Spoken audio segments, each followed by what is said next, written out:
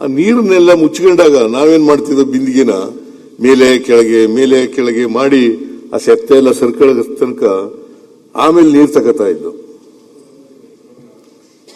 ತಿಳಿಯಾದ್ಮೇಲೆ ಆ ಸೆತ್ತೆ ಎಲ್ಲ ದೂರ ಹೋದ್ಮೇಲೆ ನೀರು ತಗೋತಾ ಇದ್ದು.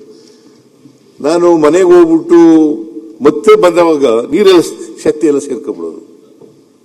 ನಮ್ಮ ಜಾತಿ ವ್ಯವಸ್ಥೆ ಹೆಂಗಿದೆ ಅಂತಂದ್ರೆ ಈ ತರ ಇದೆ.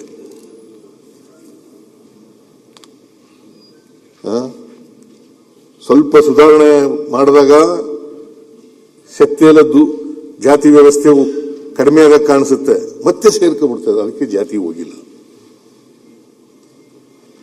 850 ವರ್ಷಗಳಾದರೂ ಕೂಡ ಬುದ್ಧ 2500 ವರ್ಷ ಅದಾದರೂ ಕೂಡ ಇನ್ನೂ ಹೋಗಿಲ್ಲ.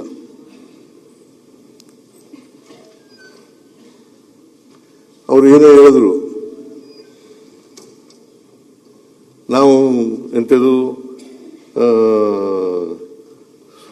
ಸೂರ್ಯ ಎಂಥದ್ದು ಗ್ರಹ ಎಂಥದ್ದು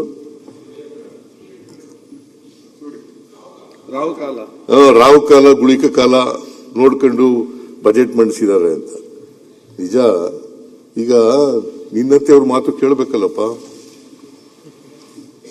ಬಹುತೇಕ ಜನ ನಾನು ಹಿಂದೆ ಎಲ್ಲ ಮಂಡಿಸ್ತಿದ್ದೆ, ರಾಹು ಕಾಲದಲ್ಲಿ ಮಂಡಿಸಿದ್ದೀನಿ ಹಿಂದೆ ಎಲ್ಲ ಬಜೆಟ್ಗಳೆಲ್ಲ.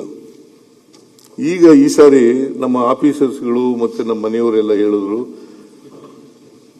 ರಾಹು ಕಾಲದಲ್ಲಿ ಮಂಡಿಸೋದು ಬೇಡ ಸರ್, ಸ್ವಲ್ಪ ಮುಂಚಿತವಾಗಿ ಮಂಡಿಸಿ ಅಂತಂದ್ರು.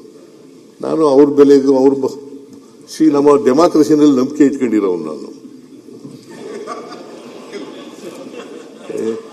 ಕೇಳಪ್ಪ ಇಲ್ಲಿ, ನಾನು ಇವತ್ತು ಕೂಡ ರಾಹು ಕಾಲ ಗುಳಿಕ ಕಾಲ ನಂಬಲ್ಲ.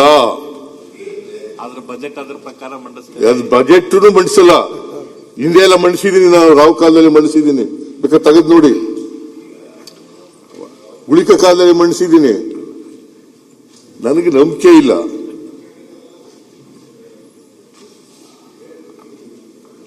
ಅವತ್ತಿನ ಪರಿಸ್ಥಿತಿ ಬೇರೆ ಇತ್ತು, ಇವತ್ತಿನ ಪರಿಸ್ಥಿತಿ ಬೇರೆ ಇದೆ.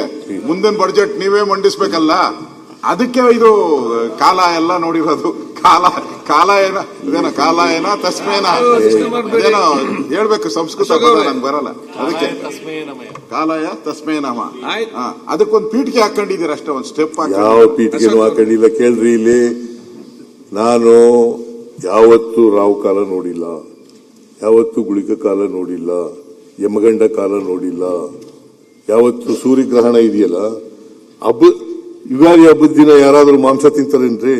ಶಿವರಾತ್ರಿ ಹಬ್ಬದ ದಿನ ಮಾಂಸ ತಿಂತಾರೆ, ನಾನು ತಿಂತೀನಿ.